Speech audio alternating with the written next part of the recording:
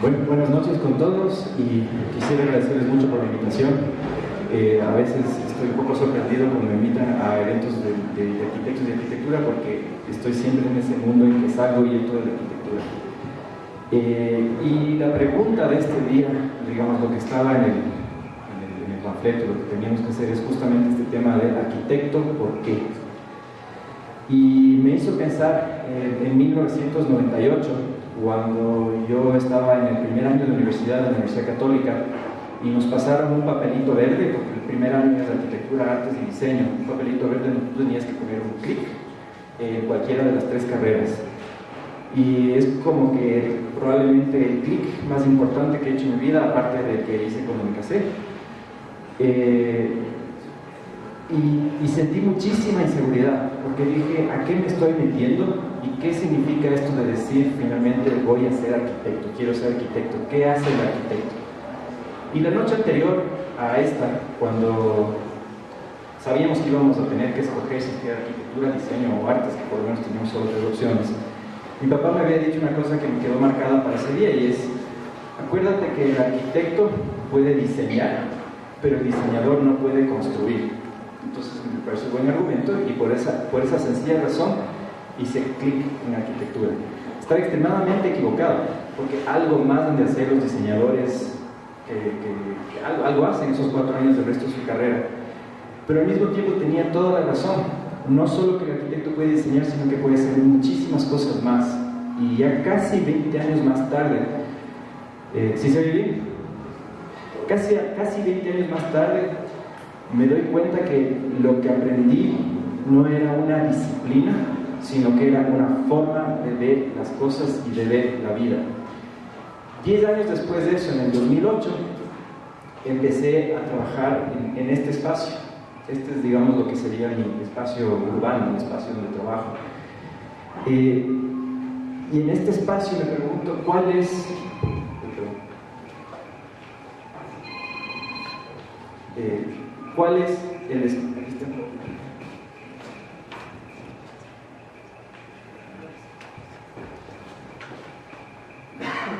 el espacio del arquitecto? ¿Qué pasa si es que el terreno que escogemos para trabajar no es un terreno construible? No es un lugar en donde podemos ir e implantar cosas, o donde podemos implantar cosas realmente estamos haciendo algo que no deberíamos hacer. Entonces yo quisiera ahorita dejar que la presentación esté atrás mía, haciendo un loop en este espacio que me ha llegado a fascinar en los últimos 6 años, que estoy tratando de entender, y que obviamente por tratar de entender me alejo mucho de la arquitectura, pero al mismo tiempo siento que me acerco, porque mientras más me alejo, más de lejos puedo verle, y mientras le veo de lejos puedo darme cuenta de qué soy. Y quiero decir que en ese sentido me siento extremadamente cómodo siendo arquitecto, me siento extremadamente cómodo estando entre arquitectos, estando en una facultad de arquitectura, aunque no necesariamente estoy haciendo arquitectura con A mayúscula. Quisiera entonces dejar aquí ya, va a seguir pasando este espacio tan complejo que he empezado a estudiar. Y entonces de lo que quisiera hablar es, existe la arquitectura y existe el arquitecto. Yo creo que la arquitectura como disciplina es muy clara, y en ese sentido respeto muchísimo, por ejemplo, lo que presentaron Beke y Héctor ayer. O sea, y estoy completamente de acuerdo en que tenemos que respetar los límites de la arquitectura. Pero el arquitecto no necesariamente tiene que hacerlo. El arquitecto tiene, al final el arquitecto es un individuo, es una persona, y esa persona puede escoger qué hacer con su carrera, para dónde ir y hasta dónde puede extender estos límites de la arquitectura, y dónde empieza a romperlos, en dónde empieza a transgredirlos, o en dónde incluso empieza a herir esos límites disciplinarios. Y al final, cuando me considero arquitecto, no lo hago porque puedo proyectar un edificio o un espacio, sino porque creo que he aprendido una cierta cantidad de herramientas por haber estudiado arquitectura, y después por haber ejercido arquitectura, porque también ejerzo y hago edificios, pero no es de eso realmente lo que me enciende cada día. Siento que la formación como arquitecto es la que realmente guía mi vida. Entonces soy, en ese sentido, creo que una persona que reconoce que existe un poder en la forma de hacer y de pensar del arquitecto, que el momento en que se choca con otras disciplinas, justamente por espejo se refleja y te das cuenta cuál es esa diferencia entre un arquitecto y un biólogo, un arquitecto y un sociólogo, un arquitecto y un médico, porque al final, si estamos a los 18 años emprendiendo un periodo académico en donde hacemos las cosas de una cierta forma y, por ejemplo, tenemos 10 semestres de taller, que es algo que solo hay en una facultad de arquitectura, en donde en cada taller tienes que reinventar algo, porque esa es un poco la exigencia, no es que tienes que aprender a hacer algo de A a B, sino que tienes que aprender a hacer una nueva biblioteca. Entonces tienes que entender la tipología de la biblioteca, los referentes de la biblioteca, pero no es que vas a copiar las bibliotecas que has estudiado, ahora tienes que generar tu propia biblioteca, y esa es un poco la lógica del taller o de la mayoría de talleres en las facultades de arquitectura. Hay unos que un poco se revelan a esa metodología, pero en general podría decir que la mayoría de arquitectos hemos pasado por ese momento en donde lo que tenemos que hacer es reinventar una tipología de arquitectura o reinventar la vivienda, repensar la vivienda, proponer la vivienda, entender el contexto, estudiar ese contexto y tratar de llevar la disciplina hacia el futuro. No estamos en taller solo para recibir información, estamos en taller para recibir información, trabajar con esa información y producir algo. Y tenemos a 9 o 15 compañeros al lado nuestro que están compitiendo por hacer lo mismo de una forma distinta. Entonces eso nos mete en la cabeza de que para cada problema existen por lo menos 15 soluciones, tus 14 compañeros y tú. Eso no es algo que se ve en otras disciplinas. No es una forma de hacer, no es una forma de pensar. Y el momento en que tú empiezas a hacer eso una y otra vez, tu cabeza empieza a cambiar, tu cabeza empieza a pensar de que cuando sea que te enfrentes a cualquier tipo de problema, tu metodología de pensamiento hace que tú tengas un montón de opciones de las cuales tú empiezas a jugar. Y una de las cosas que me pareció súper interesante del premio Pritzker Aravena de hace unos años, en donde no me quisiera meter a cuestionar si es que vale o no vale que él tenga el Pritzker, pero la palabra que él utilizó me pareció interesante y es síntesis. ¿Y qué es la síntesis de la final? La síntesis es poder, justamente esa capacidad de poder trabajar con muchas cosas simultáneamente al mismo tiempo y poder conectar, poder articular. Y en ese sentido el arquitecto tiene ese rol de que no está enfrentándose a una tarea al mismo tiempo, está enfrentándose a muchas tareas, porque tiene que trabajar con la sociedad, tiene que trabajar con el material, tiene que trabajar con la estructura, tiene que trabajar con el arte, tiene que trabajar con la técnica, y todo al mismo tiempo, tiene que juntar todo eso. Y eso después trabajar con el ingeniero, y el momento en que se mete en un proyecto más complejo, trabajar con el sociólogo. Y la cosa es que el arquitecto no es que es experto en cada una de esas cosas, pero tiene que desarrollar las habilidades para poder conversar con cada una de esas facetas que tiene que enfrentar.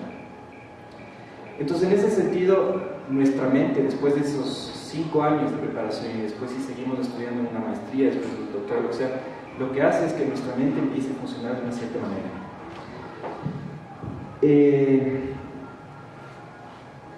El momento en que yo me metí a trabajar en este espacio, el espacio de la selva, como arquitecto, primero me fasciné porque estaba en una época en donde estaba con mucha teoría en la cabeza y en donde justamente esa teoría era sobre cómo no diseñar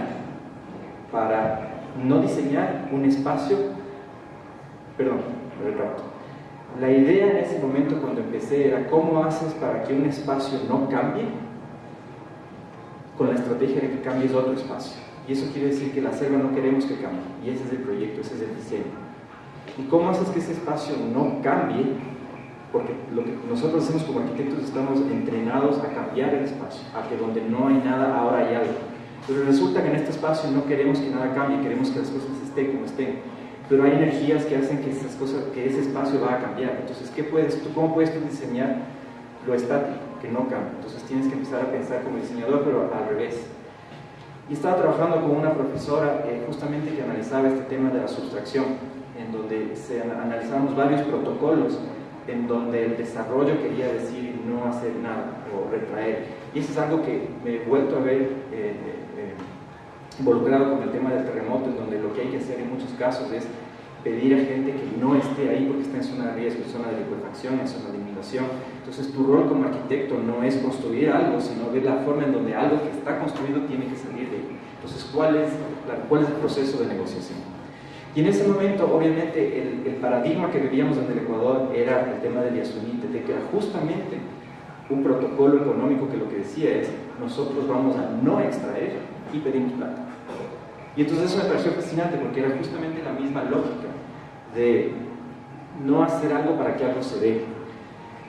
Y entonces obviamente estás con este pedo mental teórico y no te queda otra que, cuando te metes a ese espacio, empezar a conversar con otras disciplinas. Y yo soy un ferviente creyente en la multidisciplinaridad, en la interdisciplinaridad y en la transdisciplinaridad. Y ese es el orden en el que van. E idealmente quisiera poder llegar a ese gran espacio que es justamente el de la transdisciplinaridad, en donde me sienta cómodo pudiendo trabajar con gente de otras disciplinas en donde estamos hablando el mismo idioma. Por ahora yo sigo en un espacio en donde solo puedo conversar con esas personas, pero no puedo hablar de biología, no puedo hablar de geografía, no puedo hablar de sociología, porque todavía estoy aprendiendo de esas cosas. Pero me he dado cuenta que el contacto con esas otras disciplinas son como un espejo, nos hacen vernos a nosotros mismos como arquitectos, qué somos. Y eso es algo que creo que a muchas de las personas que hemos salido del Ecuador alguna vez hemos podido regresar a ver el Ecuador y decir qué es el Ecuador cuando estamos afuera, porque lo vemos un poquito más de claridad. Regresamos al Ecuador y vemos ese otro Ecuador, que es el Ecuador que estamos aquí. Volvemos a salir y lo volvemos a ver con claridad. Lo mismo pasa con la disciplina.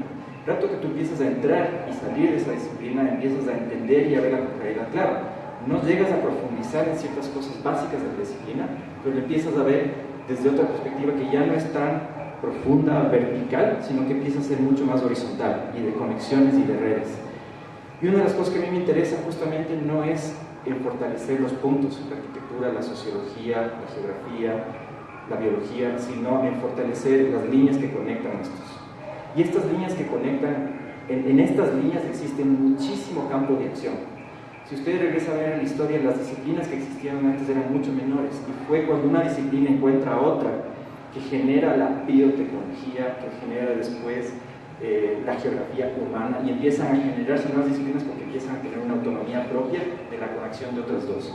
Y al conectar la arquitectura o el urbanismo con otras disciplinas, empiezas a darte cuenta la inmensa capacidad que tenemos los arquitectos justamente de articularnos con otras disciplinas y de entender lo que puede pasar cuando juntas a un arquitecto con un geógrafo, a un arquitecto con un biólogo. Para mí ha sido muy interesante, por ejemplo, trabajar con conservacionistas de la Amazonía, porque ellos nos ven a nosotros como que nosotros nos quedamos en la ciudad. Se acaba la mancha urbana y se acaban los arquitectos, se acaban incluso los planificadores urbanos, salen de la ciudad y empiezan los agrícolas. Más allá de la gente que estudia la agricultura y los espacios rurales, ahí sí empieza la gente, los biólogos y los conservacionistas. Pero tenemos que regresar a ver de que la relación entre ciudad, agricultura y en este caso selva es completamente transversal. Lo uno no vive sin lo otro, y más bien lo uno afecta a lo otro. Y si no podemos entender esas relaciones que van desde lo territorial, en este caso la selva, hasta lo arquitectónico, que es lo que consume los recursos de esa selva, entonces no podemos empezar a entender cuáles son las razones para las cuales nosotros como arquitectos exigimos ciertos recursos como que son derechos, de que todos tenemos que tener agua, de dónde viene esa agua y por qué. Y al mismo tiempo la gente que está trabajando en conservación en bosques no entiende cuáles son nuestras lógicas para trabajar en la ciudad y cómo hacemos lo que hacemos. Y entonces, claro, la primera reacción es: ¿por qué vienes tú, arquitecto, a conversar conmigo? Tú estás lejos de aquí y tú más bien lo que haces es construir y expandir, cuando yo lo que estoy tratando de hacer es frenar lo que tú haces. Y en ese sentido, si tú entiendes esa dialéctica, empiezas un proceso de conversación. Y ahí es donde empiezas a entender cuáles son esas lógicas a esas tres escalas que tú puedes trabajar.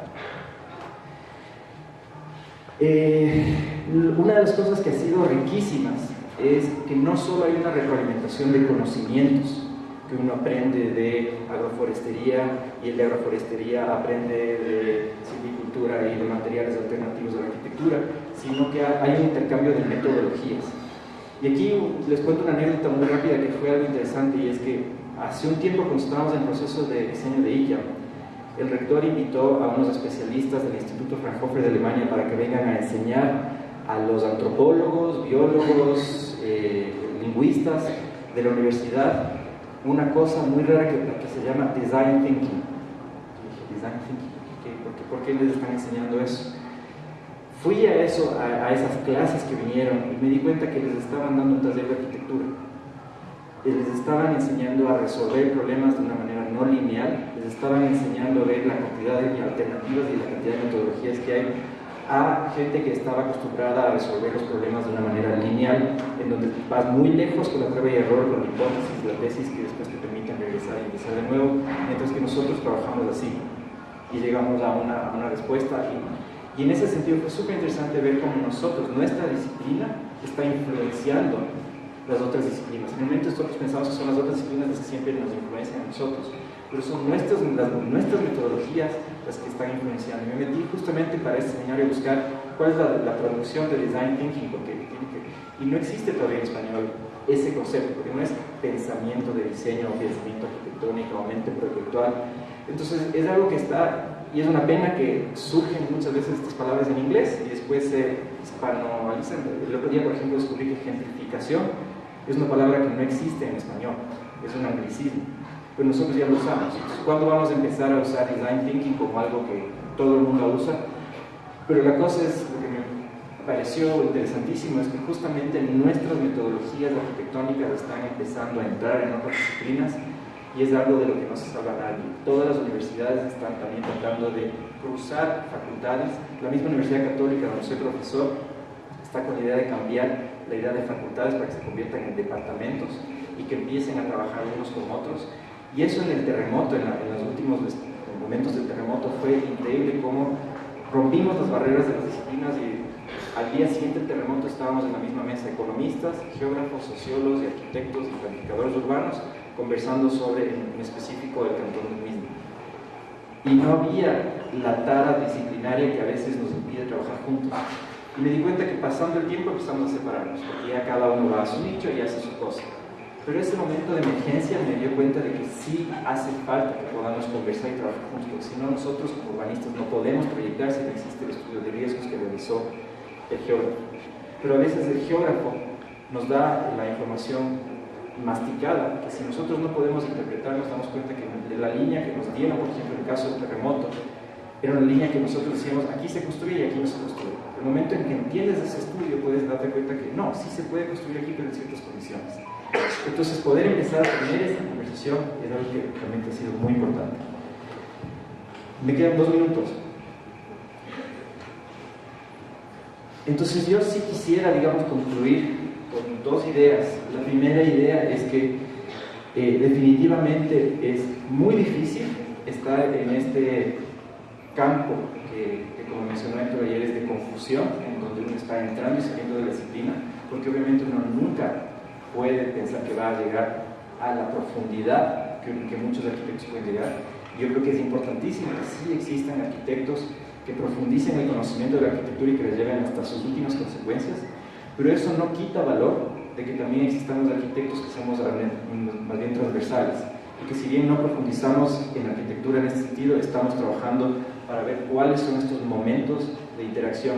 Y algo que a mí me sorprendió un poco es que después justo Peque que mencionaste ayer hacia una arquitectura, yo ayer me puse a revisar y a contar las páginas, y de la versión que yo tengo, que es una versión en español que tiene 243 páginas, 65 son de Le Corbusier hablando sobre ingeniería que habla sobre barcos, también aviones y automóviles, y está hablando sobre cómo la ingeniería está dando pasos agigantados y la arquitectura está aquí, y cómo podemos nosotros dejarnos, entre comillas, ganar por esta revolución, y por eso tenemos que repensar la forma en cómo hacemos arquitectura y la máquina para vivir. Y ahí nos damos cuenta que Le Corbusier también era una persona extremadamente multidisciplinaria, incluso yo diría hasta inter o transdisciplinaria. Le Corbusier estaba en varias escalas, Le Corbusier estaba con varias disciplinas. Le Corbusier diseñó el guión del pabellón Philips, que fue en la feria de 58 de Bruselas, en donde Le Corbusier escribió el guión donde se describía la historia del mundo. Un arquitecto no está entrenado para escribir la historia del mundo, sin embargo, este arquitecto que rompió todos los esquemas del siglo XX tenía la capacidad de no solo proyectar arquitectura, sino de escribir un guión para demostrar la historia del mundo y ser la primera instalación de videoarte que se daba con música electrónica y video en un solo espacio. es realmente sorprendente. Entonces yo sí valoro, digamos, muchísimo. Yo tengo mi relación amor-odio con la ecología, pero son esos espacios en donde yo creo que la ecología ha sido extremadamente valiosa. Eso es la... y bueno, concluyo entonces con la otra idea que tenía, y es que justamente después de todas estas imágenes que vieron, una de las cosas que me interesa seguir explorando muchísimo es que, por coincidencia, la mayoría de nosotros nacido en el país más biodiverso del mundo, por unidad de medida. No somos el país más biodiverso en general, porque ahí están Brasil, México, pero si ya cogemos por metro cuadrado, sí somos el país más biodiverso. Y esto se da por una condición que solo existe aquí, y es que tenemos la línea ecuatorial que genera una estabilidad climática, y al haber estabilidad climática no hay estaciones, y eso hace que una especie se pueda reproducir muchas más veces que cuando está siguiendo el ciclo anual que puede darse en los hemisferios. Y eso, mezclado a la cordillera andina, hace que vivamos en el país que tiene que darse cuenta que se encuentra el espacio más biodiverso del mundo. Y nosotros como arquitectos tenemos que empezar a pensar, bueno, ¿cuál es nuestro rol como arquitectos si vamos a vivir en ese país mega biodiverso? ¿Vamos a simplemente seguir siendo arquitectos y urbanistas de ciudad haciendo simplemente arquitectura? Y cuando digo simplemente no estoy siendo peyorativo con la arquitectura es extremadamente profunda en sí, pero sí creo que tenemos que tomar conciencia de que es una arquitectura que tiene que entender este contexto, no el contexto solo urbano, sino este contexto, y llevarlo hasta el límite. Para mí es muy difícil usar referentes para el tema de la Amazonía porque tengo que irme al sudeste asiático, y es ahí donde encuentro arquitectura que empieza a entablar un discurso cultural más fuerte que encuentro en la Amazonía aquí, que se queda hasta el nivel antropológico, pero no llega al nivel artístico. Así que